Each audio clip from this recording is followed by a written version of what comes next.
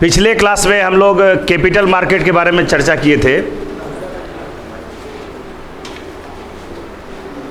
Capital market क्या होता है बता दीजिएगा कोई। वैसा बाजार जहां पर पैसों का लेन देन लॉन्ग टर्म के लिए होता है। कैपिटल मार्केट का रेगुलेटर कौन है? सेबी। इसके बारे में आगे पढ़ेंगे, सेबी के बारे में। और दूसरा कि ये जो कैपिटल मार्केट है यहाँ पर पैसों का लेन देन 1 वर्ष से अधिक दिनों के लिए होता है। और पैसों का लेन देन होगा कैसे? सिक्योरिटीज के माध्यम से, प्रतिभूतियों के माध्यम से।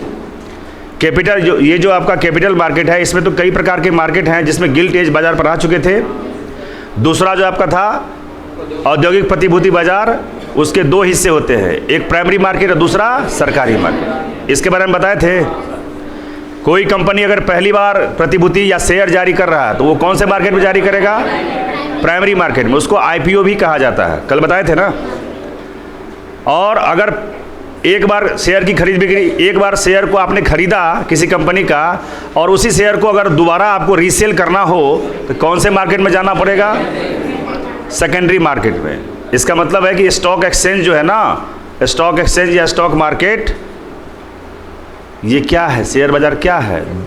किसका हिस्सा है? सेकेंडरी मार्केट का। अब सेकेंडरी ये जो आपका कैपिटल मार्केट है, तो कैपिटल मार्केट के सिक्योरिटीज के बारे में बताए थे कि इस मार्केट में ऋण की प्राप्ति मुख्यतः 3 प्रतिभूतियों के माध्यम से होती है। बताए थे ना, यहाँ तक हम लोग काम किए थे ना। वो तो 3 कौन सा था बता दीजिए।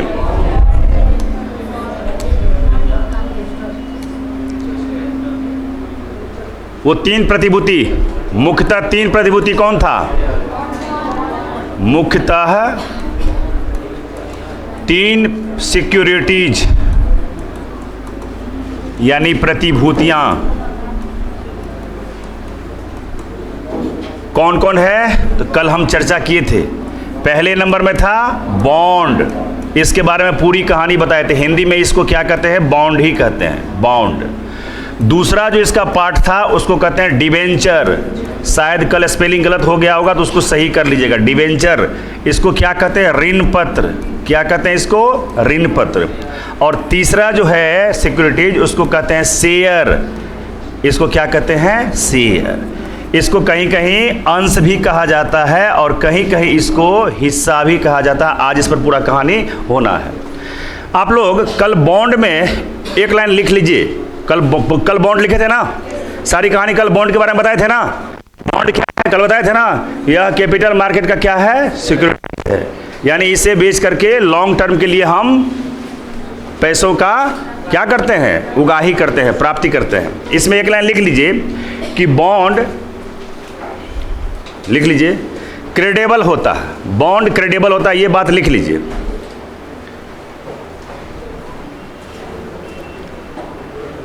बॉन्ड में एक लाइन बढ़ा लीजिए। बॉन्ड क्या है? तो बॉन्ड में सारी बात कल बता दिए थे ना। एक लाइन उसमें एक्स्ट्रा जोड़ देना है कि बॉन्ड क्रेडेबल होता है। क्रेडेबल का मतलब, क्रेडेबल का मतलब समझिए बात को। पहले ये बात लिख लिए कि बॉन्ड क्रेडेबल होता है। अब इसका मीनिंग समझ लो बाबू। देखो, देखिए, जब किसी सरकार को पैसे की जरूरत होगी तो वह कैपिटल मार्केट में जा करके बॉन्ड जारी करेगा। और बॉन्ड जारी करेगा और उसके एवज में उससे क्या मिल जाएगी? पैसा मिल जाएगी। बॉन्ड जारी जब होता है तो बॉन्ड की वैल्यू लिखी होती है, जैसे 5 लाख। कितने समय के लिए? तो 10 साल के लिए। और उस बॉन्ड पर रेट ऑफ इंटरेस्ट या इंटरेस्ट रेट लिखा रहता है, मालूम है ना। तो सपोज करिए कि उस बॉन्ड का मैच्योरिटी पीरियड है 10 साल। तो 10 साल में आप उसी कंपनी को वापस करिएगा बॉन्ड, तो पैसा उसी सरकार को वापस करेगा तो पैसा आपको मिल जाएगा। लेकिन आप चाहते हैं कि हम 10 साल इंतजार ना करें, उस बॉन्ड को हम बेच दें, तो वो बॉन्ड बिकेगा किस मार्केट में? सेकेंडरी मार्केट में, मतलब शेयर मार्केट में, यानी कि स्टॉक मार्केट में। तो ये हम अपने बॉन्ड को मैच्योरिटी टाइम से पहले कभी भी शेयर मार्केट में जाकर के बेच करके जो पैसा उगाही कर लेंगे, उसी को क्या कहते हैं? क्रेडेबल होना। उसको क्या कहते हैं? क्रेडेबल होना। बात समझ गए होंगे? क्रेडिबल होना का मतलब क्या हो गया कि हम मैच्योरिटी टाइम से पहले ही स्टॉक मार्केट में जाकर के अपने बॉन्ड को बेच करके और क्या कमा सकते हैं, उसको हम भजा सकते हैं, उसको भुना सकते हैं, उसको क्या कहते हैं हम, क्रेडिबल होना। तो इसके बारे में आपको पूरा डिटेल हम समझा चुके थे। आज आपका क्या होना है, डिवेंचर, और आज होना है शेयर। तो हेडिंग डाल लीजिए, कौन सा होगा, शेयर, डिवेंचर। डिवेंचर हिंदी में क्या कहते हैं, ऋण पत्र। देखिए कुछ नहीं है बाबू, समझ, देखिए एकदम आसान भाषा में समझ। देखिए यह भी क्या है, यह भी कैपिटल मार्केट का प्रतिभूति है, कैपिटल मार्केट का सिक्योरिटीज है, जिसे जारी करके जनता से ऋण या लोन या मुद्रा की प्राप्ति की जा सकती है। अब सवाल है इसे जारी कौन करेगा, तो डिवेंचर को मुख्यतया यानी सामान्यतः निजी कंपनियां जारी करती है। कौन कंपनी जारी करती है, निजी कंपनियां।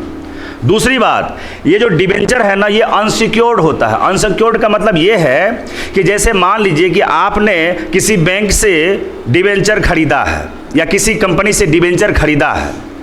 अब डिवेंचर जो खरीदा है तो वो कंपनी अगर डूब जाएगी तो बॉन्ड में क्या होता है, बॉन्ड मैक्सिमम सिक्योर्ड होता है। इसका मतलब है कि अगर वो कंपनी जिसने बॉन्ड जारी किया है, वो कंपनी या वो संस्था अगर डूब गई तो आपको उसके एसेट्स को बेच करके पैसा मिल जाएगा, उसको कहते हैं सिक्योर्ड होना।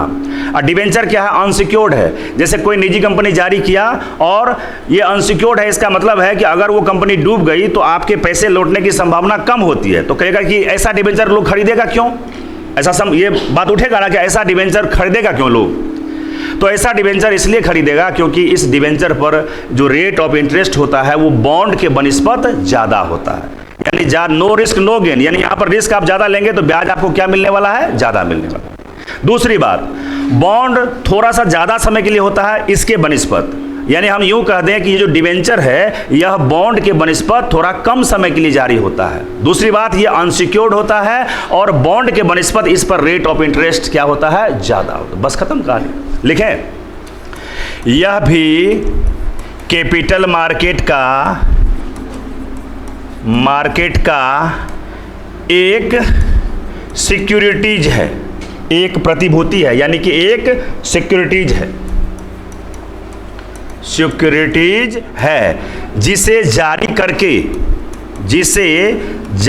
करके जनता से क्या ली जाती है, ऋण प्राप्त की जाती है। जैसे कोई निजी कंपनियां है, उसे अगर धन की आवश्यकता है, बहुत सारे धन की आवश्यकता है, सुन लो पहले बात, नहीं लिखो। अगर कोई कंपनियां है उसे अगर ऋण की आवश्यकता है तो वो बॉन्ड भी जारी कर सकती है और डिवेंचर भी जारी कर सकती है, नहीं कर सकती है। लेकिन डिवेंचर नॉर्मली कौन सी कंपनी जारी करती है, निजी कंपनियां।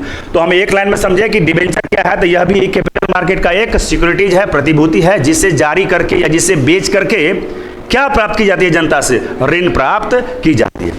दूसरा, इसे मतलब इस डिवेंचर को, इसे सामान्यतः निजी कंपनियां जारी करती है। कौन कंपनियां, निजी कंपनियां। नॉर्मली निजी कंपनियां ही डिवेंचर जारी करती है। दूसरा, इस पर बॉन्ड की अपेक्षा क्या होती है, बॉन्ड की अपेक्षा ब्याज दर क्या होती है जी, अभी बोले थे, अधिक होती है। क्यों अधिक होती है, क्योंकि ये सिक्योर्ड नहीं है, इसके बदले में कोई कोलेटरल मनी जमा नहीं की जाती है। आगे देखो, यह डिवेंचर यानी यह अनसिक्योर्ड होता है, अनसिक्योर्ड होते हैं। अतः इसके बदले अतः या इसको ऐसे समझ लीजिए, अतः यह विदाउट कोलेटरल होता है, विदाउट कोलेटरल होता है। अब कोलेटरल मतलब एक लाइन में समझा देते। जैसे देखिए, मान लीजिए कि आप हमको पैसा दिए, हम आपके बदले जैसे गांव घर में नहीं होता है, जैसे किसी व्यक्ति के पास अगर आप 50,000 रुपया मांगने जाइएगा तो आपको कहेगा कि कोई सामान गिरवी रखो, ऐसा होता है कि नहीं होता है? तो जब आप किसी से धन लेते हैं तो धन के बदले में आप जो उसके पास गिरवी रखते हैं सामान, उसी चीज को क्या कहा जाता है? कोलेट्रल। क्या कहा जाता है? कोलेट्रल। तो ये जो डिवेंचर है यह कोलेट्रल होता है, यानी कि विदाउट कोलेट्रल होता है। इसका मतलब हुआ क्या? कोलेट्रल के बिना होता है। कोलेट्रल का मतलब गिरवी नहीं रखा जाता है, और गिरवी जब कुछ नहीं रखा जाता है इसीलिए ये क्या है? आपका अनसिक्योर्ड। और इसे लोग खरीदेंगे क्यों? जनता कोई भी कंपनी का डिवेंचर खरीदेगी क्यों? क्योंकि उस पर ब्याज का रेट क्या होता है? ज्यादा, बॉन्ड की बनस्पत ज्यादा होते हैं। और जो बॉन्ड जारी होते हैं वो मैक्सिमम, ये मतलब 99% बॉन्ड जो होते हैं वो क्या होते हैं? सिक्योर्ड होते हैं। इसका मतलब है कि उसके बुरने का या उसके डूबने का खतरा एकदम न के बराबर है। ठीक है, बस खत्म। आगे देखिए, समझ लीजिए, ये भी एक कैपिटल मार्केट का सिक्योर्ड है, यानी सिक्योरिटीज है जिसे जारी करके जनता से ऋण प्राप्त की जाती है। दूसरा, इसे समांतर निजी कंपनियां जारी करती है। तीसरा, इस पर बॉन्ड की अपेक्षा ब्याज दर, इस पर बॉन्ड की अपेक्षा ब्याज दर, छोड़िए, ये बात समझ में आ गई होगी कि ये भी एक प्रकार का क्या है? सिक्योरिटीज पेपर है या सिक्योरिटीज है जिसे जारी करके मार्केट से लोन उठाया जा सकता है। जारी कौन करेगा? तो जारी करेगा कोई भी निजी कंपनियां, और खरीदेगा कौन? तो जनता खरीद सकती है, कोई भी संस्था खरीद सकती है। ये अनसिक्योर्ड होता है। क्यों? क्योंकि इस पर कोलेट्रल मनी या कोलेट्रल नहीं के बराबर होते हैं। और दूसरी बात है कि इस पर ब्याज उससे क्या होता है? बॉन्ड से ज्यादा होता है। दूसरी बात, एक लाइन और यहां पर लिख लीजिए कि यह बॉन्ड से कम दिनों के लिए क्या होता है जी? जारी होता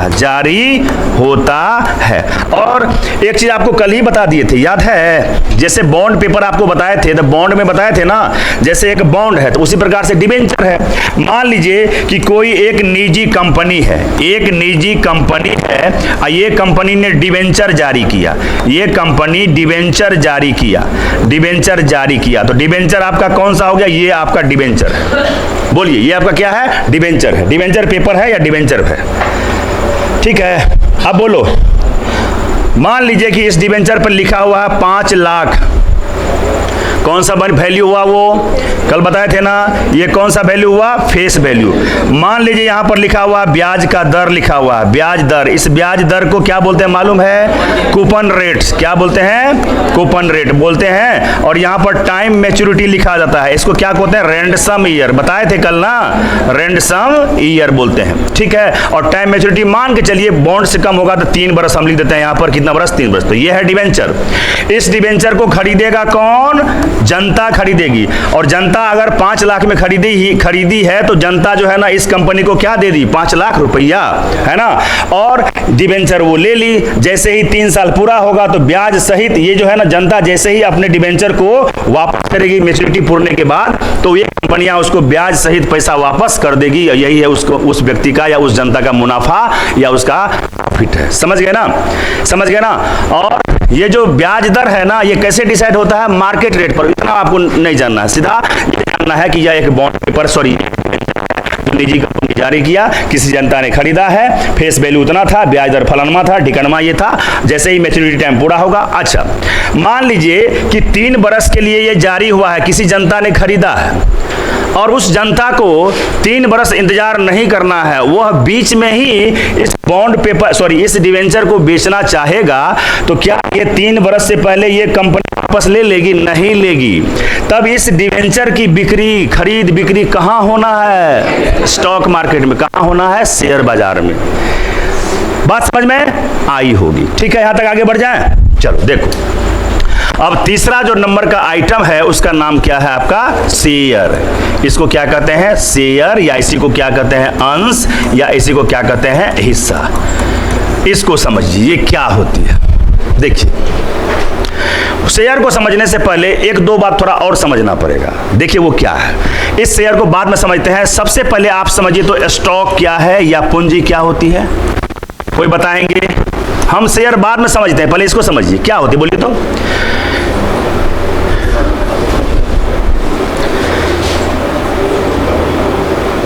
शेयर बाद में समझते हैं, हम पहले पूंजी या स्टॉक समझते हैं। इसको ये मालूम है, किसी कंपनी को चलाने के लिए जितने धन की आवश्यकता होती है उस पूरे धन को क्या कहा जाता है? स्टॉक, या क्या कहा जाता है? पूंजी कहा जाता है। तो लिख दें कि किसी कंपनी को चलाने के लिए लिए जितने धन की आवश्यकता होती है, जितने धन की जरूरत होती है उसे ही क्या कहा जाता है जी? स्टॉक कहा जाता है। स्टॉक कहा जाता है। कोई डाउट है किसी को? बोलिए स्टॉक क्या है? किसी कंपनी को चलाने के लिए, जैसे हम अगर कोई कंपनी चलाएंगे तो जितना पूंजी उसमें लगेगा कंपनी को चलाने के लिए, वो टोटल पूंजी ही क्या कहलाएगा? स्टॉक कहलाएगा, कंपनी का स्टॉक कहलाएगा। अब हम समझते हैं कि ये शेयर क्या है, तो जरा सा बोलिए शेयर के बारे में जरा सा समझिए, शेयर क्या है? तो बोलिए तो जरा सा, कोई भी आदमी बोलेंगे शेयर क्या है, बोलेंगे शेयर क्या है? देखिए बता देते हैं। देखिए कुछ नहीं है, सुनिए बताते हैं। इसको थोड़ा सा लिखते हैं पहले दूसरे तरीके से, तब आपको ज्यादा अच्छे से समझ में आएगा। देखिए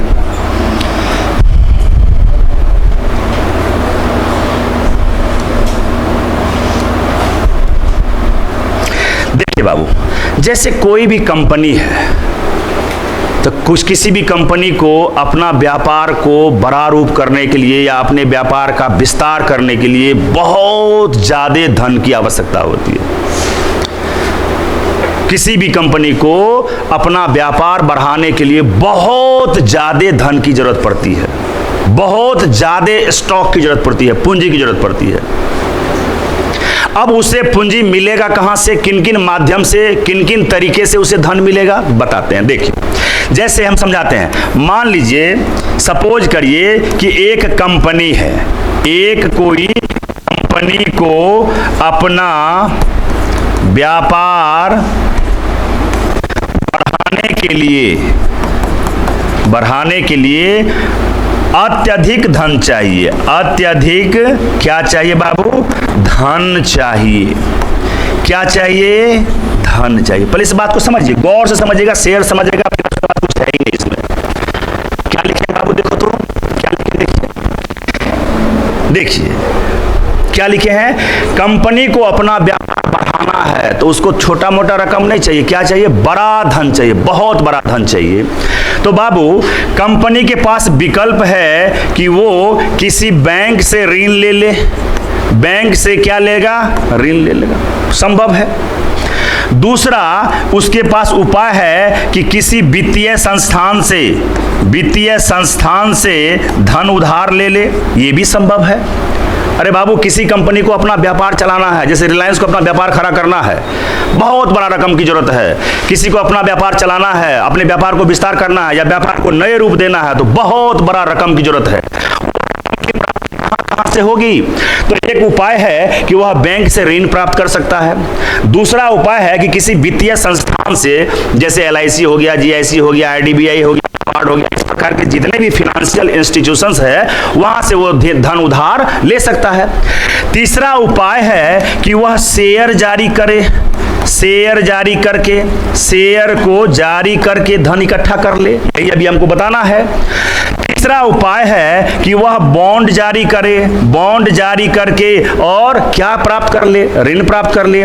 और चौथा जो इसका उपाय है कि वह डिवेंचर जारी करके, अभी तुरंत बताए थे ना, डिवेंचर को जारी करके और क्या कर दे? अपना धन की प्राप्ति कर ले। अब जरा सा सोचिएगा, देखिए किसी कंपनी को अगर बहुत बड़ी रकम की जरूरत है अपने व्यापार को बढ़ाने के लिए, तो उसके कितने तरीके हो सकते हैं कि वो धन उधार लेगा? तो देखिए तरीका क्या है कि वह बैंक से ऋण ले सकता है, वित्तीय संस्थान से उधार ले सकता है, शेयर जारी करके अपनी पूंजी इकट्ठा कर सकता है, बॉन्ड जारी बता ही दिए हैं, बॉन्ड जारी करके भी क्या कर सकता है? पूंजी इकट्ठा कर सकता है। और अभी तुरंत बताए थे कि डिवेंचर जारी करके भी धन इकट्ठा किया जा सकता है।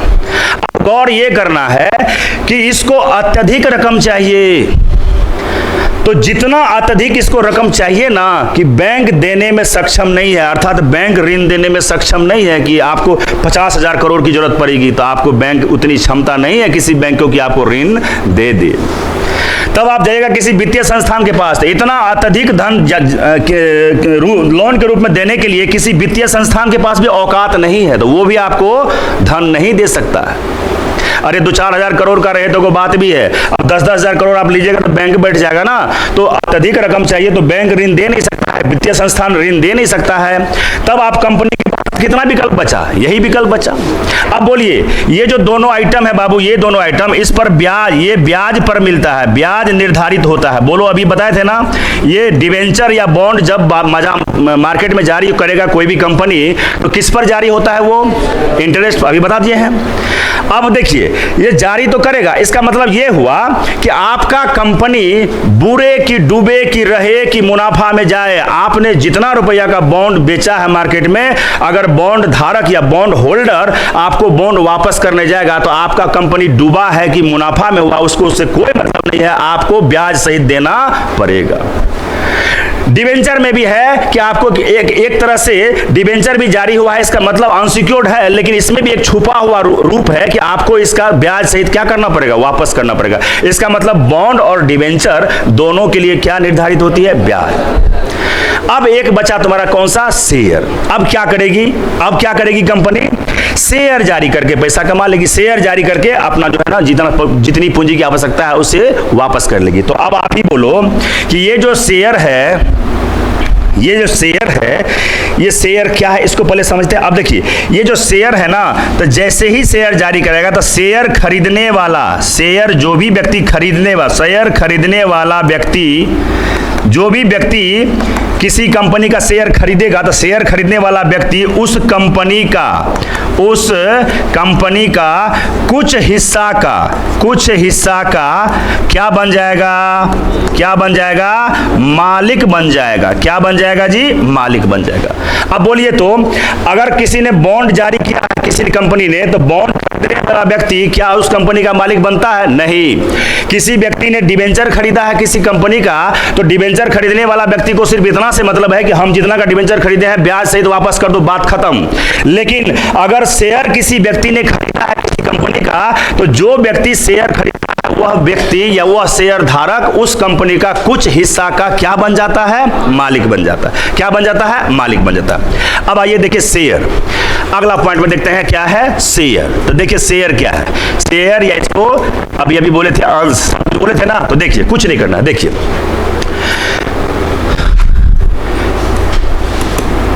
कंपनी के कुल पूंजी को छोटी छोटी बराबर मूल्य की इकाइयों में बांटा जाता है और प्रत्येक इकाई ही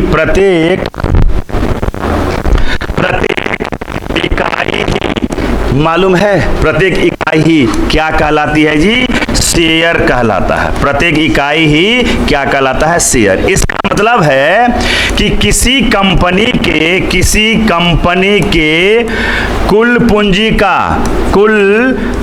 का सबसे छोटा रूप या सबसे छोटा जो हिस्सा है, सबसे छोटा हिस्सा ही क्या कहलाती है? शेयर होती है। क्या कहलाती है? शेयर होती है। अभी भी अच्छे से समझ में नहीं आया होगा, अब आपको समझाते हैं। देखिए कैसे। अब जरा सोचिए, हम बताते हैं। देखिए, मान लीजिए कि एक कंपनी है ABC, यह एक कंपनी है, यह एक क्या है? कंपनी है, ठीक है। अब इस कंपनी की जो टोटल पूंजी है ना, इसकी टोटल पूंजी कितनी है? तो हम मान लेते हैं 100 रुपया। ए बाबू, ABC नाम का एक कंपनी है, इस कंपनी को चलाने के लिए टोटल पूंजी कितना चाहिए? 100 रुपया। इस 100 रुपया को छोटे छोटे बराबर यूनिट्स में बांट दो। तो इस 100 रुपया को क्या करेंगे? इस 100 रुपया को इस प्रकार से इस प्रकार से एक इस प्रकार से कै गो एक होगा जी? 99 को ना। तो देखो, छोटे इकाई के रूप में बांट दिया। तो देखिए वही चीज यहां लिखे हैं, कंपनी के कुल पूंजी को छोटी छोटी बराबर यानी 100 को कितना भाग में बांटा जाएगा? 100 में, 1 रुपया के प्रत्येक मूल्य में। तो कंपनी के कुल पूंजी को छोटी छोटी बराबर मूल्य की इकाइयों में बांटा जाता है और प्रत्येक इकाई ही क्या कहलाता है बाबू? शेयर कहलाता है। अब आप ही बोलिए, जैसे रुकिए, इसको अच्छे से करना चाहिए, रुकिए इसको।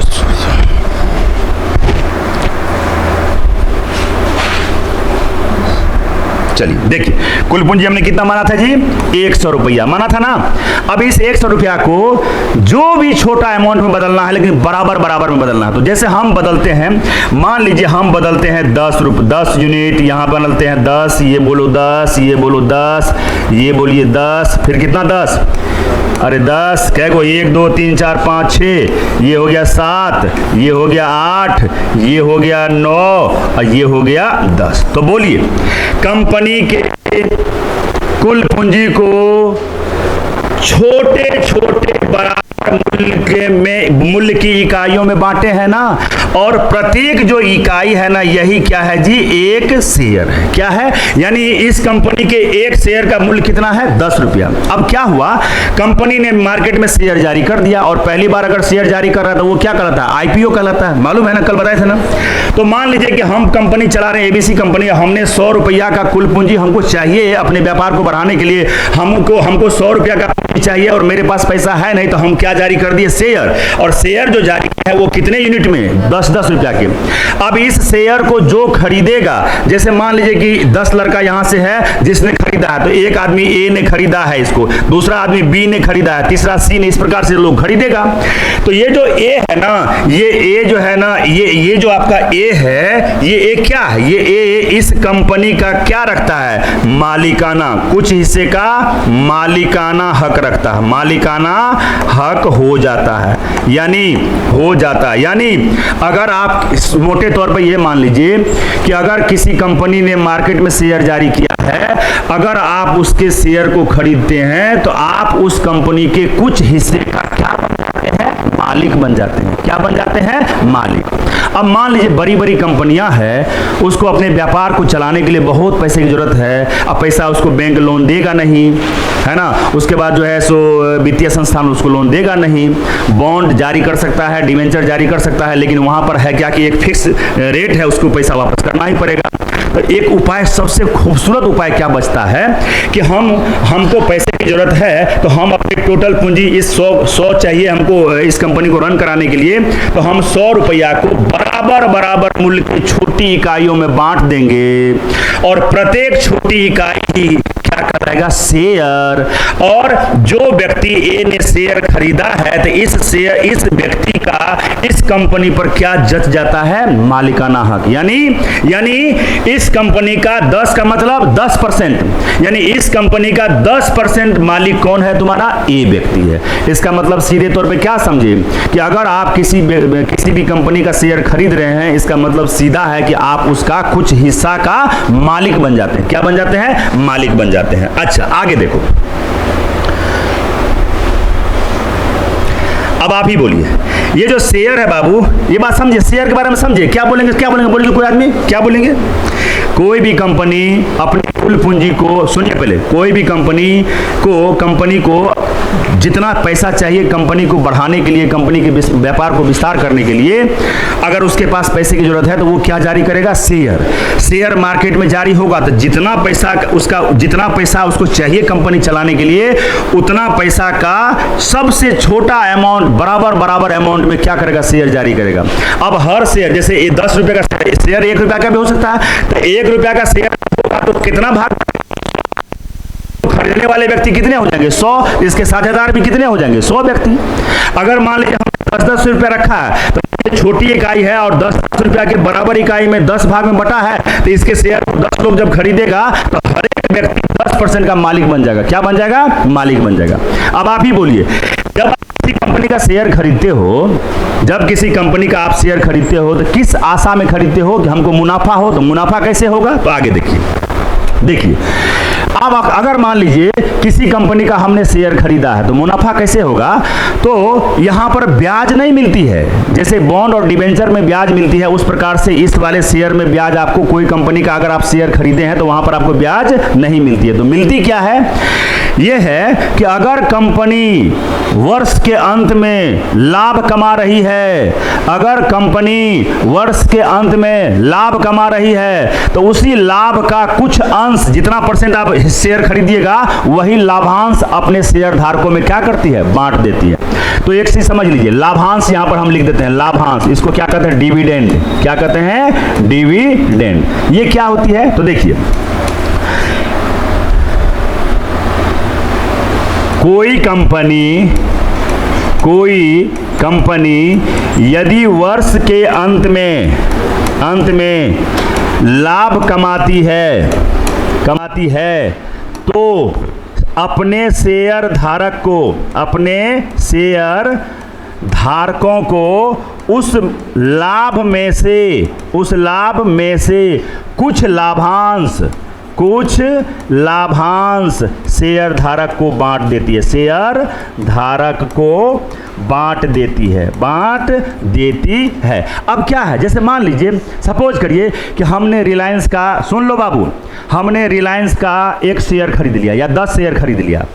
अब मेरे पास शेयर है, अब रिलायंस कंपनी तो अनवरत चलती रहेगी, तो वर्ष के अंत में रिलायंस कंपनी अगर मुनाफा में है तो हमने जितना शेयर खरीदा है उसी के अनुपात में हमको लाभांश मिल जाएगा और ये लाभांश चलता रहेगा। बाय द वे, अगर हमने शेयर खरीदा रिलायंस का और रिलायंस कंपनी का जो शेयर का भाव है ना, ये रिलायंस कंपनी मान लीजिए कि खराब प्रदर्शन कर रहा है, तो उसको नफा होगा कि घाटा होगा कि लाभ होगा? घाटा होगा। तो जब किसी कंपनी को घाटा होने लगे तो उसके शेयर धारक को भी क्या करना पड़ता है? जो घाटा है उसको सहन करना पड़ता है। क्या करना पड़ता है? सहन करना पड़ता है। तो पूरा कहानी इसी पर डिपेंड है कि हम लोग शेयर खरीदते किस लिए हैं जी। कोई भी व्यक्ति किसी कंपनी का शेयर क्यों खरीदता है? लाभांश के लिए। और लाभांश क्या है कि कोई कंपनी यदि वर्ष के अंत में लाभ कमाती है तो अपने शेयर धारकों को उस लाभ में से कुछ लाभांश, देखिए क्या लिखे हैं, कुछ लाभांश शेयर धारकों को क्या करना, वो बांट देती है। बात समझ में आ गई? जैसे मान लीजिए कि कंपनी ने वर्ष के अंत में लाभ कमाया ही नहीं, उसको घाटा हो गया, तो जो घाटा होगा तो इसका मतलब है शेयर धारकों को भी उस घाटा का कुछ अंश वहन करना पड़ेगा। तो आप बताइए कि क्या ये जो पूरा आपका शेयर है, क्या शेयर ब्याज पर डिपेंड है? अरे शेयर ब्याज पर डिपेंड है क्या? शेयर ब्याज पर डिपेंड नहीं होता, ब्याज पर डिपेंड नहीं होता है। इसका मतलब सुनिए, क्या आप जब किसी कंपनी का शेयर खरीदते हैं तो क्या उस पर लिखा रहता है कि इतना ब्याज देंगे? नहीं। तो शेयर आप खरीदते क्यों है? क्योंकि आपको आशा है कि उस शेयर पर हमको क्या मिलेगा? लाभांश मिलेगा। लाभांश कब मिलेगा? जब कंपनी प्रॉफिट में रहेगी, तो वर्ष के अंत में आपने जितना शेयर खरीदा है उसी अनुपात में लाभ को बांट दिया जाएगा। अगर कंपनी ने खराब प्रदर्शन किया है तब क्या होगा? जो भी शेयर धारक है उसको थोड़ा सा लॉस भी सहना पड़ेगा। ठीक है, यहां तक क्लियर है ना? यहां तक क्लियर है? देख लीजिए क्या है। देखिए कंपनी के, यहां देखिए, यहां पहले समझिए क्या लिखे हैं, फिर से रिपीट मार दीजिए। शेयर को बाद में समझेंगे। स्टॉक क्या होती है? किसी भी कंपनी को चलाने के लिए कुल पूंजी की जितनी जरूरत होती है वह कुल पूंजी ही क्या कहलाता है? स्टॉक कहलाता है। जैसे अब कंपनी को व्यापार चलाने के लिए बहुत बड़ा रकम पास जा सकता है, तो बैंक के पास नहीं देगा, वित्तीय संस्थान के पास नहीं देगा, तो उसके पास 3 उपाय है। मार्केट में शेयर जारी करेगा, लेकिन शेयर जारी करेगा तो जो उस कंपनी का शेयर खरीदेगा, जैसे हम शेयर जारी किए, मान लीजिए कि 100 रुपया हमको चाहिए कंपनी चलाने के लिए, हमने 1-1 रुपया का 100 शेयर जारी कर दिया, इसने 1 रुपया का शेयर खरीदा, इसका मतलब है 1% हिस्सेदार ये बन गया मेरे कंपनी में। इसने 5 को शेयर खरीद लिया, इसका मतलब है कि मेरे कंपनी में अब इसकी हिस्सेदारी कितनी हो गई? 5% की हो गई। समझ गए ना? अब इसको लाभ क्या मिलेगा? मेरे शेयर खरीदने से इसको लाभ क्या मिलेगा? तो अगर हमारा कंपनी लाभ कमाएगी तो वर्ष के अंत में इसने जितना शेयर खरीदा है उस लाभ में से इसको लाभांश दिया जाएगा। क्या दिया जाएगा? डिविडेंड दिया जाएगा। बात समझ गए होंगे? अच्छा, ये बात समझ गए। आगे देखिए यहां क्या लिखे हैं, तो देखिए शेयर क्या होती है? तो कंपनी के कुल पूंजी को छोटी छोटी बराबर मूल्य की इकाइयों में बांट देते हैं और प्रत्येक इकाई को क्या कहते हैं जी? शेयर। जैसे कंपनी चलाने के लिए टोटल पूंजी चाहिए 100 और 100 रुपया को छोटे छोटे बराबर अमाउंट में बांट देते हैं और प्रत्येक छोटे इकाई को हम क्या कहते हैं? शेयर। और जो व्यक्ति, ए नाम का व्यक्ति इस कंपनी का 1 शेयर लिया है, तो 1 शेयर है 10 रुपए का, इसका मतलब 10% इसका ये क्या हो गया? हिस्सेदार बन गया। क्या बन गया? हिस्सेदार बन गया। बात समझे होंगे? अच्छा, किसी कंपनी के कुल पूंजी का सबसे छोटा हिस्सा ही क्या कहलाता है? शेयर। तो बोलिए, तो इस कंपनी के सबसे छोटा हिस्सा तो 10 ही है ना, इसको क्या कहेंगे? शेयर। और जो व्यक्ति शेयर खरीदेगा वह इस कंपनी का क्या होगा? 10% का क्या बन जाएगा? वो मालिक बन जाएगा। क्या बॉन्ड और डिवेंचर खरीदने पर उस कंपनी का आप मालिक बनते थे? नहीं। किससे मतलब होता था आपको? केवल ब्याज से। और जब शेयर खरीदते हैं तो आपको मतलब किससे होता है कि हम भी उस कंपनी का मालिक हैं, भले छोटे ही मालिक हैं। जैसे हम 10 रुपया का बॉन्ड, 10 रुपये का हम शेयर खरीद लिया, एक यूनिट शेयर का कीमत 10 रुपया है, हमने 10 रुपये का एक शेयर खरीद लिया। इसका मतलब है कि इस कंपनी का 10% का हम क्या हो गए, मालिक। अगर ये कंपनी मान लीजिए कि 100 रुपया लाभ कमाती है साल में, तो 100 का 10% यानी 10 रुपया हमको लाभ देना ही पड़ेगा। बाद में अगर ये कंपनी घाटे में चल जाती है तो हमको भी क्या होगा, घाटा होगा।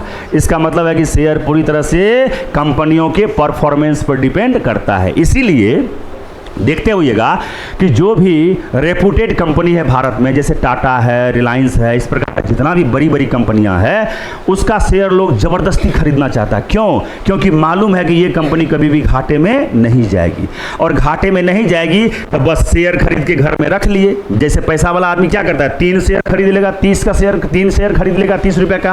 अब कंपनी का वो 30% का हिस्सेदार बन जाएगा, और कंपनी जितना पैसा कमाते रहे, वर्ष के अंत में उसको लाभ में से 30% में उसको पैसा वापस करना पड़ेगा।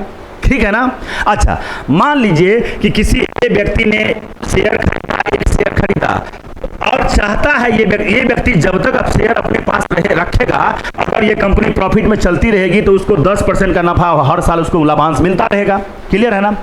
बाय द वे, व्यक्ति चाहता है कि हम शेयर मार्केट से पैसा हटा दें, तो अब ये शेयर जो किसी कंपनी का, एबीसी कंपनी का, इस व्यक्ति ने जो शेयर खरीदा था, लाभ कमा रहा था हर वर्ष, ये व्यक्ति अगर इस शेयर को बेचना चाहेगा तो कहां जाएगा, शेयर मार्केट में। कहां जाएगा? Stock exchange. समझ रहे ना? और स्टॉक एक्सचेंज में जाकर के ये कंपनी अच्छी है, रेपुटेड कंपनी है, इसका शेयर तुरंत बिक जाएगा।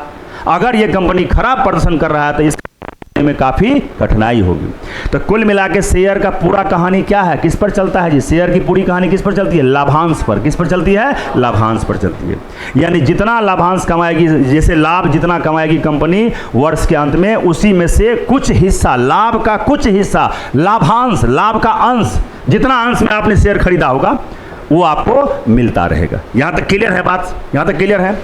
अब आप हेडिंग डाल लो, शेयर मार्केट। डालें हेडिंग? अच्छा देखिए, एक चीज बताइए, यहाँ कोई ऐसा व्यक्ति है जिससे ये बात समझ में नहीं आई होगी? बोलिए। अगर आपसे पूछे शेयर क्या है तो क्या बोलिएगा? किसी कंपनी को चलाने के लिए जितनी पूंजी की जरूरत पड़ती है, उसी पूंजी को जब छोटे छोटे बराबर यूनिट में बांट देंगे तो प्रत्येक यूनिट क्या कहलाता है? शेयर। जो व्यक्ति शेयर खरीदेगा वह शेयर धारक कहलाएगा, और उस शेयर धारक का उस कंपनी पर मालिकाना हक होगा जितना वो खरीदेगा। सीधी सीधी बात है। अब शेयर में तो ब्याज आपको मिल नहीं रहा है, तो शेयर में आपको मुनाफा कैसे आप कमाएंगे? तो अगर कंपनी वर्ष के अंत में लाभ कमा रही है तो उसी लाभ का कुछ अंश अपने शेयर धारकों को बांट देती है। अब जितना आपने शेयर लिया होगा उसी के हिसाब से आपको क्या मिलेगा? ब्याज मिलेगा, है ना? सॉरी, ब्याज कहते हैं, लाभ का अंश मिलेगा। सीधी सीधी बात है। अच्छा, एक लाइन और समझा देते हैं इसमें। देखिए, ये बात समझ ही गए होंगे। दूसरी बात, अगर आपको एक चीज समझाना चाहें तो देखिए, जैसे मान लीजिए कि एबीसी एक कंपनी है, एबीसी कोई कंपनी है, और इसको टोटल पूंजी चाहिए कितना? तो टोटल पूंजी मान लीजिए 500 करोड़ चाहिए। कितना चाहिए चलाने? सुन लीजिए गौर से, एबीसी कोई कंपनी है जिसको चलाने के लिए टोटल पूंजी कितना चाहिए? 500 करोड़। लेकिन ये कंपनी का मालिक जो भी है, उसको उसके पास, यानी इस कंपनी का जो मालिक है ना, मान लीजिए मालिक है डी। ये डी क्या है जी? मालिक है इस कंपनी का मालिक। एबीसी कंपनी का मालिक डी है। तो डी के पास इस 500 करोड़ में से सपोज करिए कि 250 करोड़ इसके पास है। सुन लीजिए गौर से, किसी कंपनी को चलाने के लिए टोटल 500 करोड़ है। 500 करोड़ में से इस कंपनी के जो मालिक है ना, उस मालिक डी मालिक है, ये आपका डी क्या है? इस कंपनी का मालिक है। तो मालिक के पास 250 करोड़ है, और कितना चाहिए?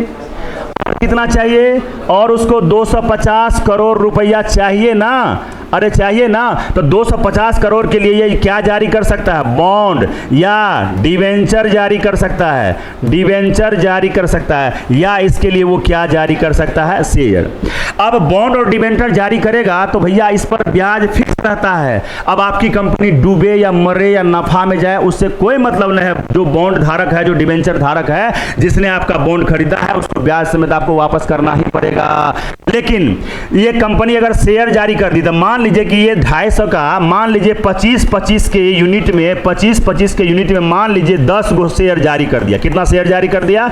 10, यानी 25 करोड़ 25 करोड़ 25 करोड़, यानी 25-25 करोड़ के 10 गो शेयर जारी कर दिया, तो 250 करोड़ हो जाएगा ना उसको। सुनो, गजब स्थिति करके रखा। अरे डिवेंचर जाए तो देखो, ये दोनों जारी करना नहीं चाहेगा वो, क्यों? क्योंकि अगर उसको पता है कि अगर मेरी कंपनी डूब जाएगी तो हमको इन दोनों को ब्याज समेत वापस करना ही पड़ेगा मैच्योरिटी के बाद। तो वो कंपनी क्या करेगी? शेयर जारी करेगी।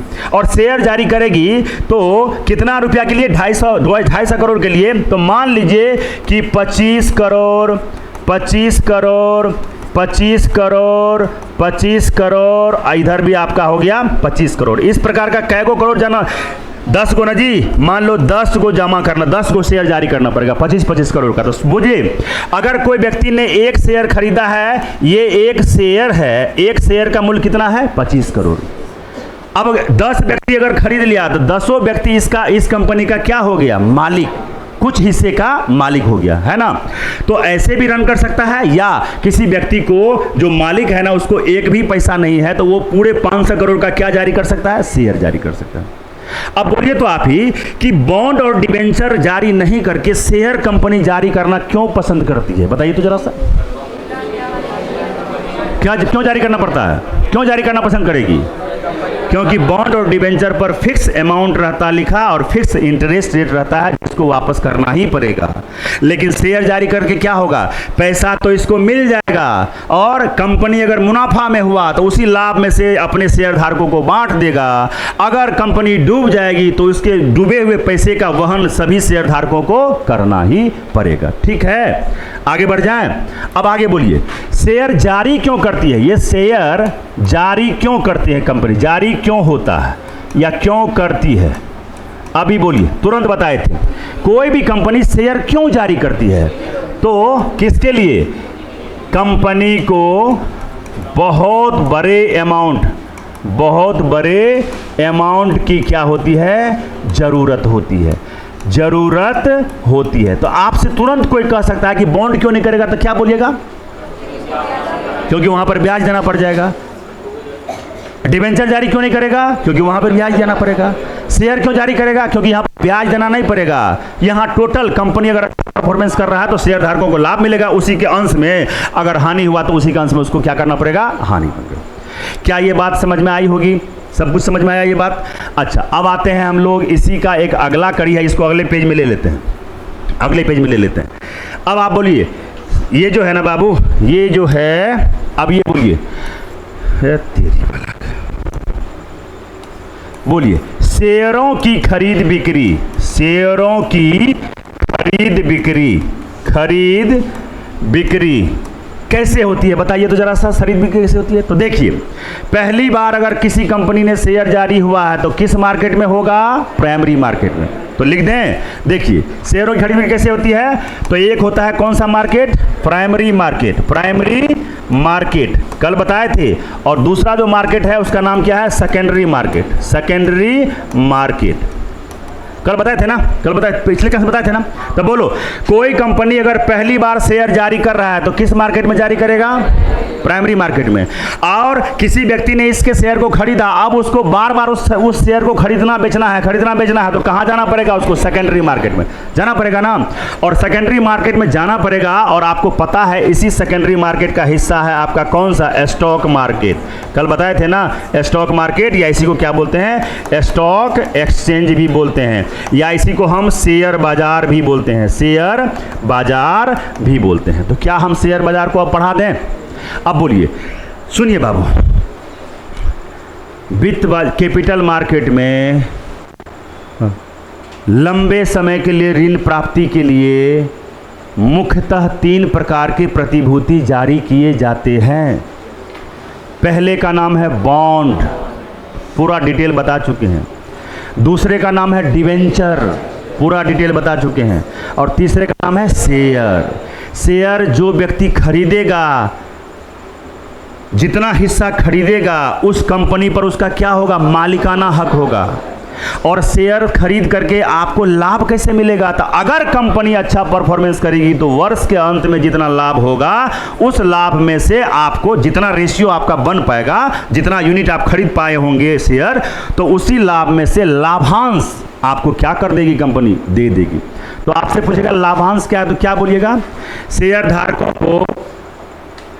शेयरधारकों को वर्ष के अंत में कंपनी जो लाभ का अंश देती है उसे ही क्या कहते हैं? लाभांश। अब बाय द वे मान लीजिए कि हमने शेयर खरीदा, हम लाभ कमा रहे हैं, लेकिन अचानक हमको लगता है कि नहीं, हम शेयर बेच देंगे। अब बेचने के लिए हमको कहाँ जाना पड़ेगा? सेकेंडरी मार्केट में।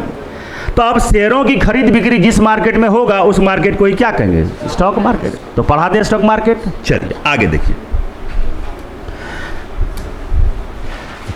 हेडिंग डाल दें स्टॉक मार्केट।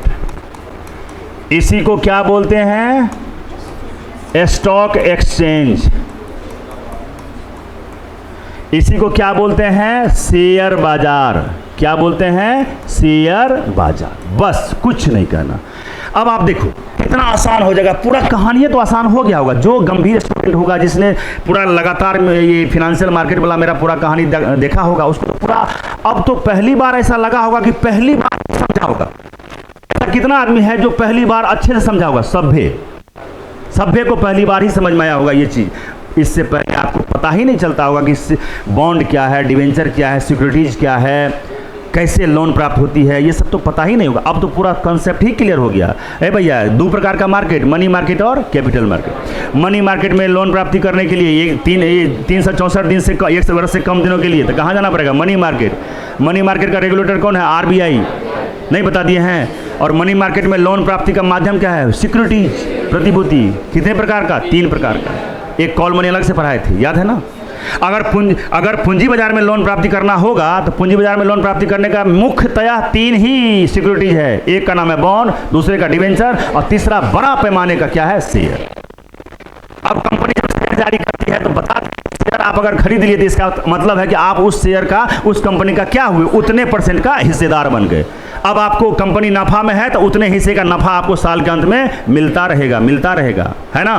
तो लोग क्या करते हैं, जो चालाक आदमी है, जो बुद्धियार आदमी है, वो अच्छे कंपनियों को शेयर मार्केट में अच्छी कंपनियों के शेयर को खरीद करके घर में बैठ जाता है। अब जैसे वो साल में मुनाफा में गई कंपनी तो उसका लाभ, उसके अंश, सब कुछ इलेक्ट्रॉनिक है, सब कुछ डिजिटल है।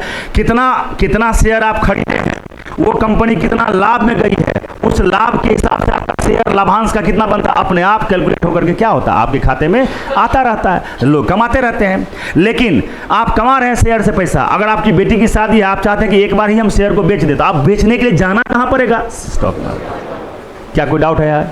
तो चलो देखिए, बोलिए स्टॉक एक्सचेंज। सबसे पहले स्टॉक एक्सचेंज क्या होती है? तो वह मार्केट या वह बाजार जहां पर शेयरों की खरीद बिक्री की जाती है। क्या की जाती है? शेयरों की खरीद बिक्री।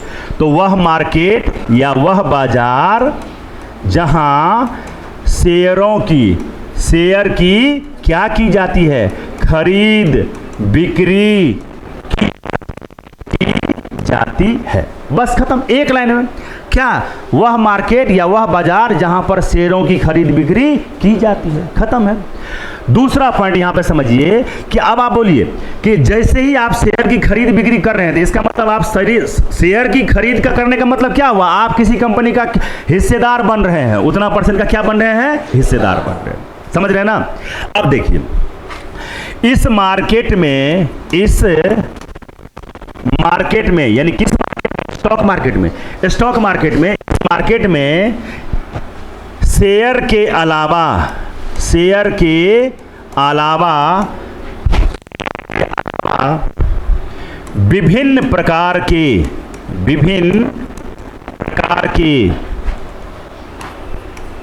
गवर्नमेंट सिक्योरिटीज,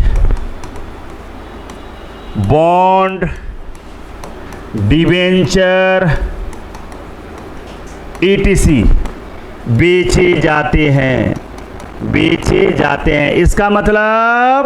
इसका मतलब क्या हुआ कि वह बाजार जहां पर शेयर की खरीद बिक्री होती है तो वैसे बाजार को क्या कहते हैं? शेयर बाजार। क्या कहते हैं? शेयर बाजार, या उसी को कहते हैं स्टॉक एक्सचेंज, या उसी को कहते हैं स्टॉक मार्केट। तो बाबू इस मार्केट में केवल शेयर की बिक्री होती है? नहीं नहीं नहीं नहीं नहीं, इस मार्केट में किसकी बिक्री होती है? तो इस मार्केट में शेयर के अलावे भी बिक्री होती है। क्या जी? तो विभिन्न प्रकार के गवर्नमेंट सिक्योरिटीज। बाबू गवर्नमेंट सिक्योरिटीज जो है ना, जो भी गवर्नमेंट ने सिक्योरिटी जारी किया है, प्रतिभूति जारी किया है, तो उस प्रतिभूति को भी बेचा जाता है। दूसरा, हम बॉन्ड समझा चुके हैं। बॉन्ड आप किसी कंपनी का खरीदते हैं, लेकिन दोबारा आपको अगर बेचना होगा तो किस मार्केट में जाना पड़ेगा?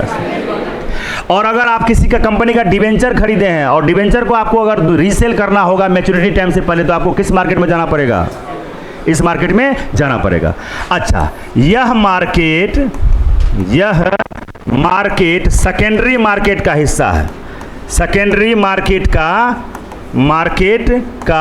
क्या है बाबू? हिस्सा है। सेकेंडरी मार्केट का हिस्सा है। अब देखो, इसका मतलब है कि जब आप शेयरों की खरीद बिक्री करते हैं स्टॉक मार्केट में, स्टॉक एक्सचेंज में, इसका मतलब जिस कंपनी का स्टॉक आपने खरीदा या जिस कंपनी का स्टॉक आपको बेचना है, इसका मतलब उन सारे कंपनियों जिसने शेयर जारी किया है उनको इस कंपनी में रजिस्टर्ड, इस स्टॉक मार्केट में रजिस्टर होना पड़ेगा कि नहीं? तो लिख दें कि इस कंपनी को वे कंपनियां जो शेयर जारी करती है उसे इस मार्केट में, बोलो क्या करना पड़ेगा? इस मार्केट में होना पड़ता है। क्या होना पड़ता है? रजिस्टर्ड होना पड़ता है। क्या बिना उस कंपनी का रजिस्टर्ड का आप उसके शेयर को खरीद बिक्री कर पाइएगा? क्या नहीं कर पाइएगा। इसका मतलब है कि अगर किसी के शेयर को खरीद बिक्री करना है तो उस कंपनी को इस स्टॉक मार्केट में क्या होना पड़ेगा? रजिस्टर्ड होना पड़ेगा। अच्छा, एक चीज बताइए, ये जो कंपनी होती है, ये जो कंपनीज होती है, ये कितने प्रकार की होती है? कोई बोलना जरा सा, कितने प्रकार की कंपनी होती है? कोई बताइए जरा सा।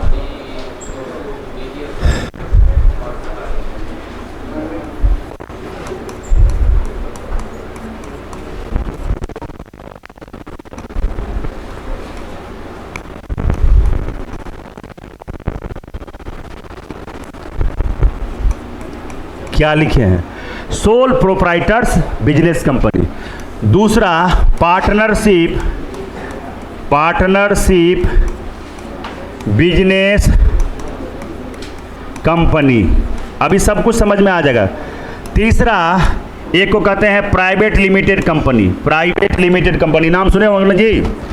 एक है कंपनी प्राइवेट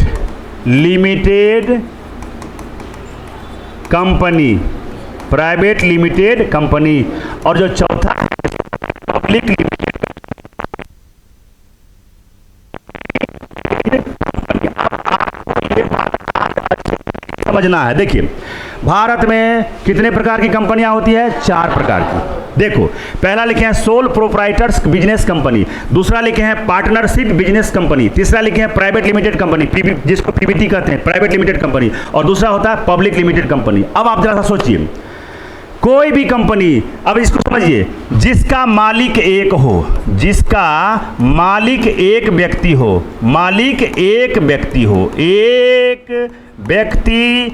जैसे मान लीजिए हम कोई कंपनी चला रहे हैं ना, पूरी पूंजी मैंने ही लगा दिया, तो वो कंपनी का मालिक अकेला कौन हो गया? मैं। तो वो कंपनी क्या कहलाती है? सोल प्रोप्राइटर्स बिजनेस कंपनी कहलाती है। मान लीजिए कि हमको खुद का बहुत ज़्यादा पैसा नहीं है, तो हम क्या करते हैं कि हम दो या दो से अधिक व्यक्ति के सहयोग, व्यक्ति मालिक अगर हो जाते हैं किसी कंपनी के, तो वैसे कंपनी को क्या करते हैं? पार्टनरशिप बिजनेस कंपनी करते हैं। अब 2 या 2 से अधिक का मतलब 2, 4, 5, 6, 7, 8 इस प्रकार से। अभी नहीं कि 1000, 2000, 100 नहीं। फिर से सुन लीजिए, 4 प्रकार की कंपनियां होती है। कौन कौन? सोल प्रोप्राइटर्स बिजनेस कंपनी, जिसका मालिक एक आदमी होता है। दूसरा क्या लिखे हैं जी? पार्टनरशिप बिजनेस कंपनी, जिसका मालिक 2 या 2 से अधिक होते हैं, लेकिन बहुत ज्यादा नहीं। और तीसरा क्या होता है? ये देखिए, ये बात कितने लोग जानते होंगे? प्राइवेट लिमिटेड कंपनी, आप नाम सुनते होंगे ना, पीबीटी, प्राइवेट लिमिटेड कंपनी क्या होती है? अरे वह कंपनी जिसके शेयर धारकों की संख्या 2 से लेके और 200 के बीच हो। यानी जब कभी भी आप, अब देखिए, ये जो प्राइवेट लिमिटेड कंपनियां हैं, इसका मतलब ये भी शेयर जारी किया होगा ना, और अगर इसके शेयर धारकों की संख्या 200 के बीच होगा तो वो कंपनी क्या कहलाएगी? Private limited company. अगर आपसे अब कोई पूछे कि प्राइवेट लिमिटेड कंपनी क्या है तो क्या बोलिएगा? वह कंपनी जिसका शेयर होल्डर 2 से 200 के बीच हो, मतलब इसका मालिकाना हक 2 से 200 के आदमी के बीच में क्या होगा? बटा हुआ होगा। और पब्लिक लिमिटेड कंपनी किसको बोलेंगे? तो वैसा कंपनी जिसके शेयर होल्डर्स की संख्या 200 से ज्यादा हो, उसको क्या कहें? पब्लिक का मतलब क्या? बहुत ज्यादा लोग, 200 से ज्यादा हो। यानी तो यहां लिखे हैं 2 से 200 के बीच शेयर होल्डर वाली कंपनी को क्या कहते हैं जी? प्राइवेट लिमिटेड कंपनी कहते हैं। और आप ही बोलिएगा 200 से प्लस 200 से अधिक बोल दें, 200 से अधिक, 200 से अधिक शेयर होल्डर वाले कंपनी को क्या कहेंगे बाबू? पब्लिक लिमिटेड कंपनी कहेंगे। अब सवाल ये उठता है कि इन चारों कंपनियों में शेयर बाजार में कौन सी कंपनी रजिस्टर्ड होती है? आप जरा सा दिमाग लगा दो तो देखो, ये बात समझ में पहली बार ही आया होगा, हमको जैसा लग रहा है। देखिए आपसे अब देखिए कंपनी कितने प्रकार का? 4 प्रकार। एक जिसका मालिक एक हो, खुद ने उस सारा पूंजी लगाया हो, उसको क्या कहेंगे? Sole proprietors business company. जिसका 2 या 2 से अधिक था, 2 से अधिक का मतलब वही नहीं कि 1000, 2000, 100 नहीं, 2, 4, 5, 6, 7, मतलब 2 से ज्यादा हो तो क्या कहेंगे? Partnership business company. और जिस कंपनी का शेयर होल्डर, शेयर धारक, मालिक 2 से 200 लोगों के बीच में होगा तो वो कंपनी क्या कहलाएगी? Private limited company. अगर शेयर धारकों की संख्या 200 से अधिक हो, अब मैक्सिमम कितना हो? 1,00,000, 2,00,000 भी हो सकता है, वैसी कंपनी को क्या कहेंगे? पब्लिक लिमिटेड कंपनी कहेंगे। बात समझ में आई होगी। अब सवाल ये उठता है, क्वेश्चन भी पूछा जा सकता है कि इन चारों प्रकार की कंपनियों में शेयर मार्केट में कौन सी कंपनी रजिस्टर्ड होगी? क्योंकि शेयर मार्केट में जो कंपनी रजिस्टर्ड होगी उसी कंपनी का शेयर का क्या होना है? खरीद और बिक्री होना है। तो कौन सा होना है? तो देखिए दिमाग लगा के तो कुछ भी बोल सकते हैं ना।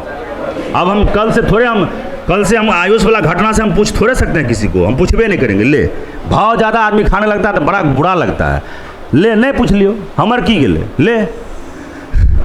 वो तो बहादुर लड़की सब है, तो कोई जब पूछते हैं तो ये क्या है? एक टैलेंट को निखारने का एक तरीका भी तो है ना? फालतू का। देखो यही कंपनी क्या स्टॉक मार्केट में क्या होती है बाबू? रजिस्टर्ड होती है। तो ये भी आपका मोस्ट इंपोर्टेंट क्वेश्चन बनता है सबसे पहले कि अगर आपको डेप्थ में जाकर के क्वेश्चन पूछ देगा तो आपको बताना पड़ेगा। इसका मतलब कि क्या ये कंपनी को अगर शेयर जारी करना है, ये अगर उस स्टॉक मार्केट में रजिस्टर्ड नहीं होगी तब तो इसका शेयर बिकेगा ही नहीं। अगर ये पार्टनरशिप बिजनेस कंपनी वाला जो ये कंपनी है, अगर ये कंपनी प्राइवेट कंपनी में कन्वर्ट नहीं होगी, रजिस्टर्ड नहीं होगी स्टॉक मार्केट में, इसका भी शेयर नहीं बिकेगा।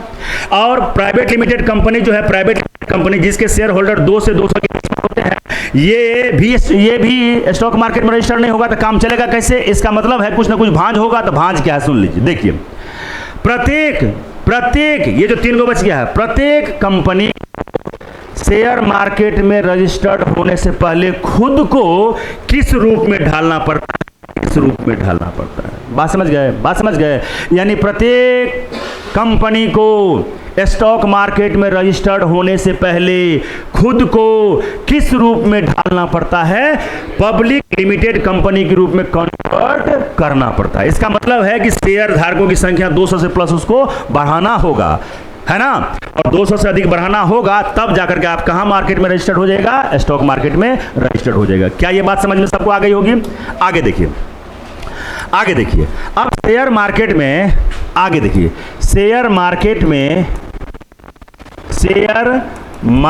में शेयर की खरीद बिक्री ब्रोकर के माध्यम, ब्रोकर यानी दलाल, ब्रोकर के माध्यम से होती है। अंडरलाइन करना, देखिए सुनिए बात को।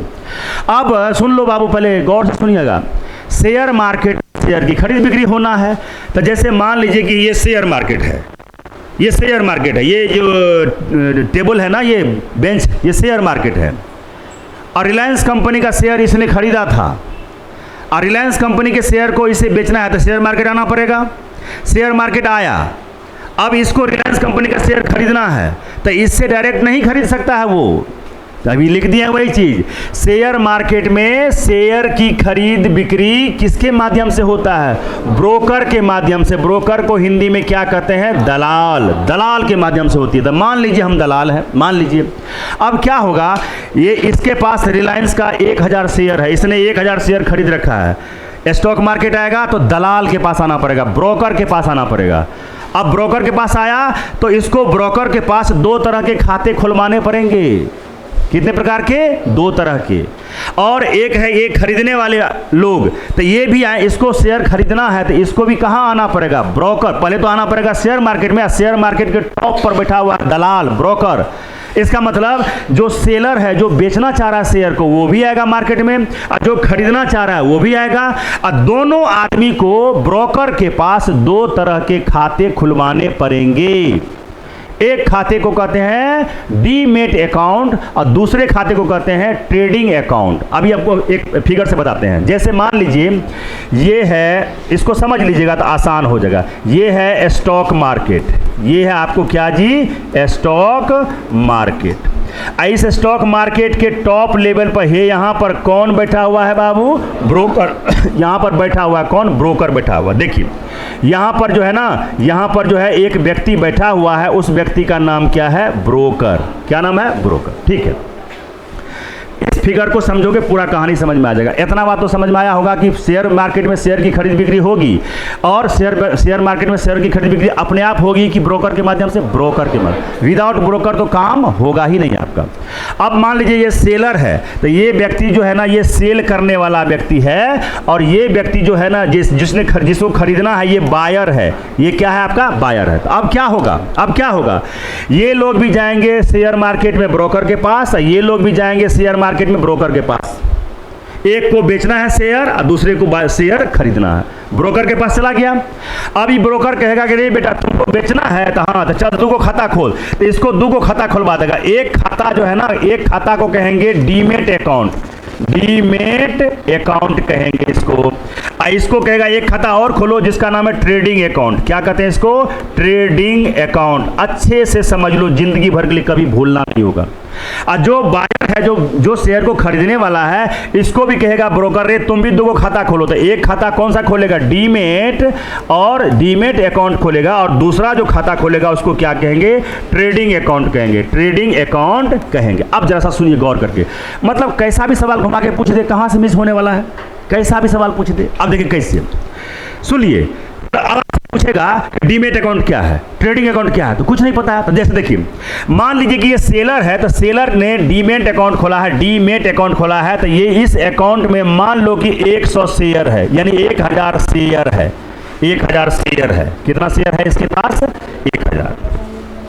डीमेट अकाउंट में इसके पास मान लीजिए कि 100 शेयर है, किसी कंपनी का 100 शेयर है। ठीक है, और ये जो ट्रेडिंग अकाउंट है, इस ट्रेडिंग अकाउंट में मान लीजिए, इस ट्रेडिंग अकाउंट में क्या रहता है जी? अकाउंट में पैसा रहता है। अब आप बताओ जरा सा, ये इसका ट्रेडिंग अकाउंट है और ये इसका क्या अकाउंट है जी? डीमेट अकाउंट है।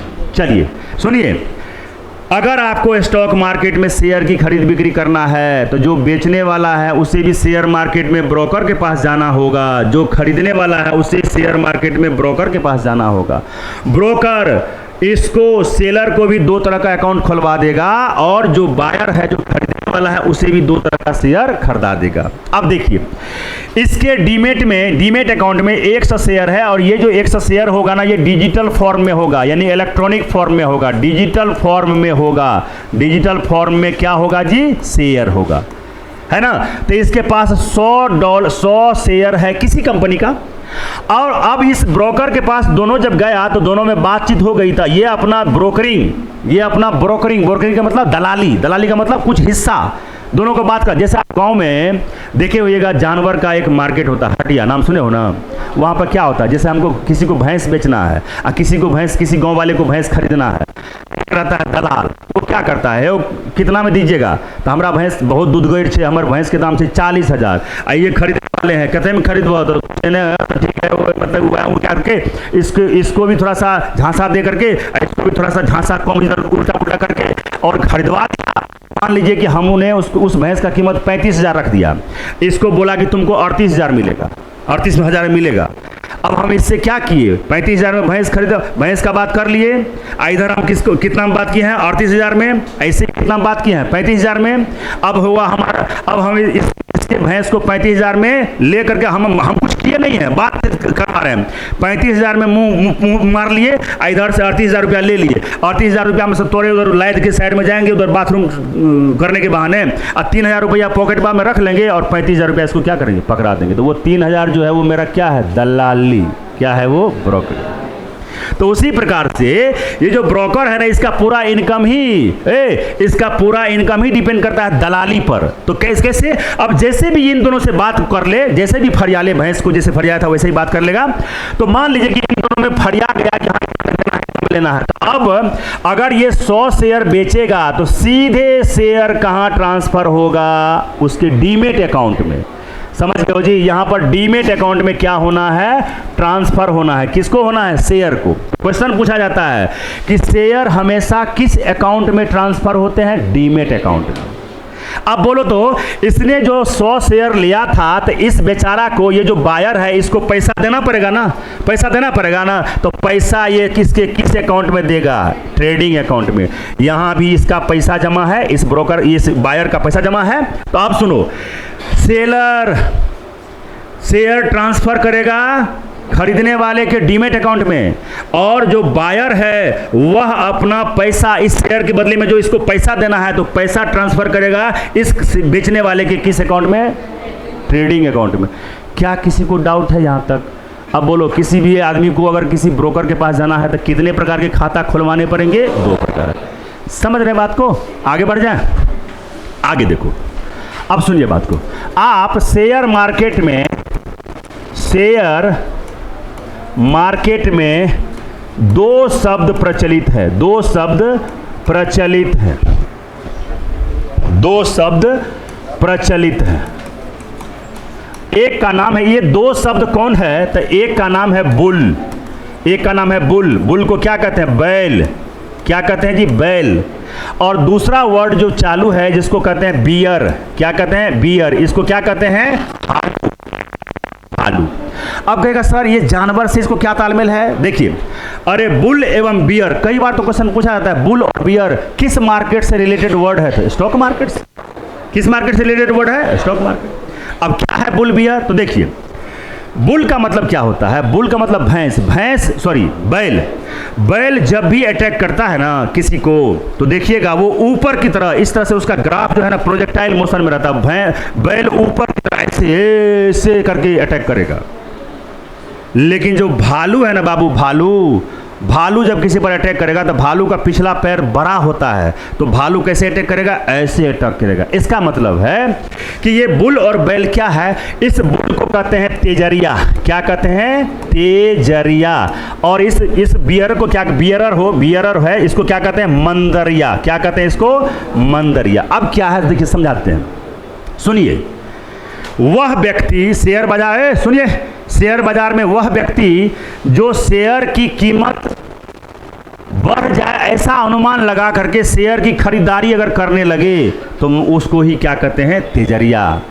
और शेयर मार्केट में वह व्यक्ति जो शेयर के भाव के गिरने के डर से शेयर को बेचना प्रारंभ कर दे, तो उस व्यक्ति को क्या कहते हैं, बियरर या मंदरिया। तो लिखे यहां पर, वह व्यक्ति, और ये व्यक्ति किससे जुड़ा हुआ है, स्टॉक मार्केट से। वह व्यक्ति जो शेयर की या शेयरों की कीमतों में वृद्धि के अनुमान से शेयर जब खरीदने लगे तो उस व्यक्ति को ही क्या कहा जाता है बाबू? तेजरिया। क्या समझो, बोलो तो एक लाइन, तेजरिया क्या है? सबसे पहले तेजरिया और मंदरिया किस मार्केट का वर्ड है? स्टॉक मार्केट का वर्ड है। क्या मतलब होता है? तो तेजरिया का मतलब क्या होता है? बुल का मतलब तेजरिया, इसका क्या मतलब होता है कि वह व्यक्ति, जैसे देखिए शेयर बाजार में घूम रहा है वो व्यक्ति, उसको अनुमान है कि ये शेयर की कीमत बढ़ने वाली है, तो अनुमान देखिए यहाँ पे लिखते हैं कि वह व्यक्ति जो शेयरों की कीमतों में वृद्धि के अनुमान से शेयर जब खरीदने लगे, तो वैसे व्यक्ति को क्या कहते हैं? क्या कहते हैं उसको? तेजरिया। अब जरा सोचिएगा यहीं पर कि अगर मार्केट में शेयर खरीदने लगे तो बोलो जो कंपनी का शेयर है उस कंपनी को लाभ होगा कि हानि? लाभ होगा। तो इसका मतलब जब तेजरिया की एक्टिविटी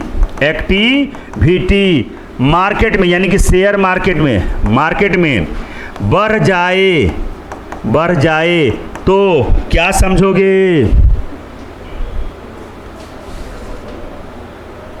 क्या लिखे हैं देखिए तो, क्या लिखे हैं? जब तेजरिया की एक्टिविटी, जब तेजरिया लोग जो शेयरों की कीमतों के बढ़ने के भाव के अनुमान लगा करके और शेयरों की खरीद बिक्री करना शुरू कर दे मार्केट में, तो जब तेजरिया स्टॉक मार्केट में ज़्यादा चुलबुलाने लगे, ज़्यादा एक्टिव हो जाए, तो समझना कि शेयर की भाव बढ़ने वाली है। और जब शेयर, किसी कंपनी के शेयर की भाव जब बढ़ने वाली होती है ना, तो उसका शेयर दनादन बिकता है। क्यों दनादन बिकता है? क्योंकि बेहतर परफॉर्मेंस के आधार पर लाभ भी उसको बेहतर मिलेगा। तो यहाँ पर देखिए, जब तेजरिया की एक्टिविटी मार्केट में बढ़ जाए तो शेयर की क्या हो रही है? खरीद हो रही है। अतः कंपनी को, जिस कंपनी का शेयर है, अतः कंपनी को क्या होगा? मुनाफा होगा। अब बोलो तेजरिया का मतलब बुल का मतलब क्या हो? देखिए शेयर का भाव है, सुनिए, शेयर का भाव बढ़ रहा है, इसका मतलब बैल वाला कैरेक्टर है कि नहीं? देखिए बुल जो है ना, बैल कैसे अटैक करता है? ऐसे अटैक करता है। बैल ऐसे अटैक करता है।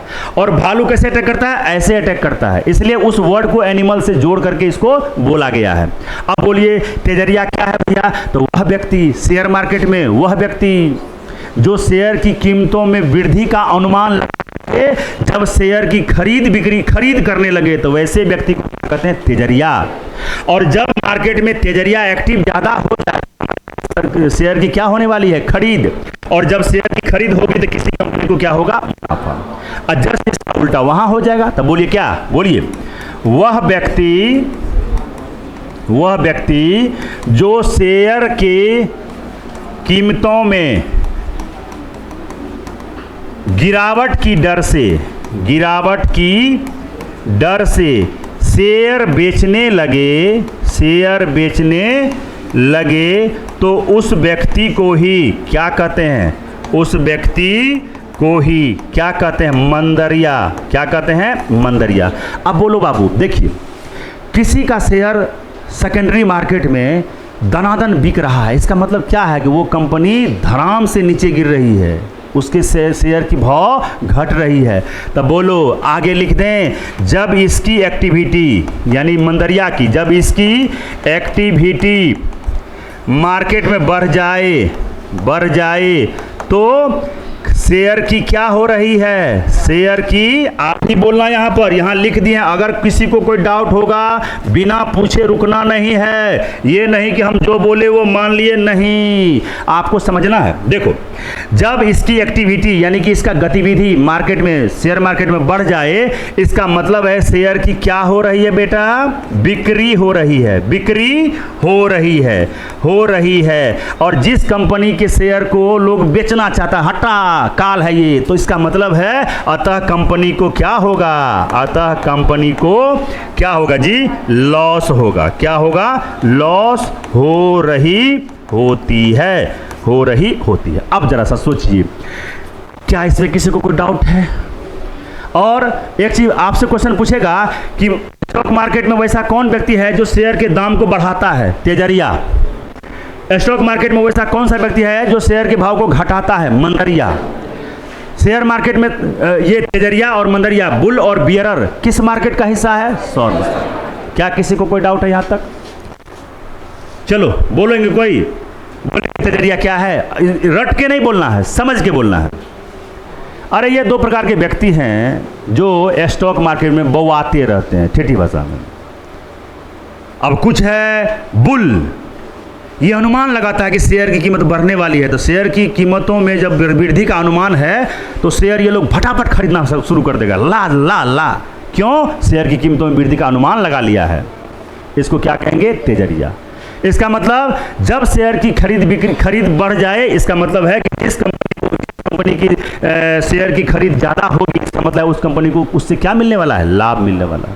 और जब मंदरिया एक्टिव हो जाए तो समझना कि शेयर के भाव को वो क्या कर रहा है? घटा रहा है, यानी कंपनी को क्या होने वाला है? लॉस होने वाला है। आगे बढ़ जाएं, चलिए अगला दो चार पॉइंट और देखिए, आप समझते हैं। सुनिए भारत में, अब देखिए ये इतना बात तो समझ में आ गई होगी शेयर मार्केट में। देखिए एक चीज़ हम थोड़ा सा एक बार रिकैप थोड़ा सा 1 मिनट में कर लें, 1 मिनट में कर लीजिए। यहाँ से देखिए बाबू, यहाँ से स्टॉक मार्केट क्या है? स्टॉक मार्केट अरे वैसा मार्केट या वह मार्केट जहाँ पर शेयरों की क्या होती है? खरीद बिक्री होती है। दूसरा, इस मार्केट में केवल शेयरों की खरीद बिक्री नहीं होती है, विभिन्न प्रकार के गवर्नमेंट सिक्योरिटीज का भी होता है, बॉन्ड का भी होता है, डिबेंचर का भी होता है। समझ गए ना? इसका मतलब शेयर मार्केट में इसके अलावे भी, और एक लाइन यहाँ पर लिख लीजिए, बॉन्ड डिबेंचर है ना, और म्यूचुअल फंड भी है, होता है। म्यूचुअल फंड आगे समझाएंगे। म्यूचुअल फंड की भी क्या होती है? यहाँ पर खरीद बिक्री होती है। अगला पॉइंट, बात सुनो यहाँ पर। यह मार्केट कौन सा मार्केट का हिस्सा है? सेकेंडरी मार्केट का हिस्सा है, प्राइमरी का नहीं ना। नहीं। दूसरा, वे कंपनियां जो शेयर जारी करती है उसे इस मार्केट में क्या होना पड़ता है? रजिस्टर्ड होना पड़ता है। अगला पॉइंट, कंपनियां कितने प्रकार की होती है? 4 प्रकार की। इसका मतलब है कि चारों प्रकार की कंपनियां होती है जरूर, बट अगर आपको स्टॉक मार्केट में रजिस्टर्ड होना है तो अपने आप को किस कंपनी के रूप में कन्वर्ट करना होगा? पब्लिक लिमिटेड कंपनी के रूप में करना पड़ेगा। अगला, शेयर मार्केट में शेयर की खरीद बिक्री कैसे होती है? ब्रोकर के माध्यम से। ब्रोकर के बिना आपका काम चलेगा नहीं। अब शेयर मार्केट में जो ब्रोकर खरीद बिक्री करवाएगा तो कैसे करवाएगा? तो जिसको शेयर खरीदना है और जिसको शेयर बेचना है, दोनों स्टॉक मार्केट आना पड़ेगा और स्टॉक मार्केट में ब्रोकर के पास आना पड़ेगा। ब्रोकर उन दोनों व्यक्ति को, खरीद रहा है जो बेच रहा है, दोनों व्यक्ति को 2 प्रकार के अकाउंट खुलवाएंगे। एक अकाउंट होगा डीमैट जिसमें शेयर रखा रहेगा, और दूसरा रहेगा इसी का ट्रेडिंग अकाउंट जिसमें पैसा रखा रहेगा। दोनों का खुल गया। व्यक्ति जिसने शेयर को बेचना चाह रहा है, इसके शेयर को बेचेंगे ब्रोकर के माध्यम से, तो वो शेयर सीधा खरीदने वाले के किस अकाउंट में जाएगा? डीमैट अकाउंट में। और पैसा इसको देगा तो किस अकाउंट में देगा? और जो शेयर रखा रहता है ना जिस अकाउंट में, उस अकाउंट में जो शेयर है किस फॉर्मेट में रखा रहता है? डिजिटल फॉर्मेट में, डीमेटेरियलाइज फॉर्म में रहता है। आगे देखिए, शेयर मार्केट में 2 शब्द प्रचलित है, एक का नाम है बुल और दूसरे का नाम है बियर। तो आपसे कई बार तो यही पूछता है, बुल और बियर मार्केट का शब्द है, क्या बोलोगे? स्टॉक मार्केट का शब्द है, ठीक है। और बुल बेयर का क्या मतलब है? बुल का मतलब बैल से और बियर का मतलब भालू से। बैल ऊपर की तरफ छलांग लगाता है और भालू नीचे की तरफ, अर्थात ये दोनों व्यक्ति ही है। तो तेजरिया कैसा व्यक्ति है? वह व्यक्ति, स्टॉक मार्केट का वह व्यक्ति जो शेयर की भाव में वृद्धि का अनुमान लगा करके शेयर की खरीद ज्यादा कर देता है। इसका मतलब है कंपनी को मुनाफा पहुंचा देता है। और दूसरा वह व्यक्ति जो शेयर की भाव में गिरावट के डर से शेयर को दनादन बेचना शुरू करता है। इसका मतलब शेयर जब हो जाए किसी कंपनी का ज़्यादा रूप में तो समझ लो कि वो कंपनी घाटे में जाने वाली है। तो ये बात समझ में आ गई होगी। अगला देखिए, भारत में वर्तमान में 23 मान्यता प्राप्त, क्या लिखे हैं बाबू? भारत में वर्तमान में 23 स्टॉक एक्सचेंज का मतलब, जैसे ही स्टॉक एक्सचेंज बोल दिए तो इसका मतलब क्या समझोगे? स्टॉक मार्केट है। स्टॉक मार्केट का मतलब क्या समझोगे? शेयर बाजार है, शेयर बाजार है। तो भारत में 23 को मान्यता प्राप्त शेयर बाजार है बेटा। तो इस शेयर बाजार को मान्यता देता कौन है? तो मान्यता देता है कौन? सेबी द्वारा इसको क्या होती है? मान्यता द्वारा क्या दी जाती है? मान्यता दी जाती है। अब देखो, जैसे अब 23 को तो मान्यता प्राप्त स्टॉक एक्सचेंज है, स्टॉक मार्केट है जहां पर शेयरों की खरीद बिक्री होगी, बट 2 ही प्रमुख है। लिखते हैं, इनमें 2 स्टॉक मार्केट ही क्या है? प्रमुख है। क्या है? प्रमुख। तो ये दो स्टॉक मार्केट कौन है? तो एक का नाम है BSE यानी बॉम्बे स्टॉक एक्सचेंज, और दूसरे का नाम है NSE मतलब नेशनल स्टॉक एक्सचेंज। ठीक है। अब देखिए, अब आप लोगों को ये टेंशन देता होगा चीज़ क्या कि नेशनल स्टॉक में जैसे बॉम्बे स्टॉक एक्सचेंज है तो स्थापना कब हुई थी, इसका कहाँ पर है, और यहाँ पर इसका इंडेक्स क्या है? तो इसका इंडेक्स है सेंसेक्स। आप नाम सुनते होइएगा कि शेयर बाजार में सेंसेक्स ने छलांग मार दिया। आपको समझे नहीं आता होगा कि छलांग मारने का क्या मतलब होता है। आप जैसे नेशनल स्टॉक एक्सचेंज पढ़िएगा तो नेशनल स्टॉक एक्सचेंज का जो इंडेक्स है उसको कहते हैं निफ्टी। क्या कहते हैं उसको? निफ्टी 50। अब कहेगा कि निफ्टी ने छलांग मार दिया मार्केट, स्टॉक मार्केट में। अब इसका मतलब ही समझ में नहीं आएगा आपको।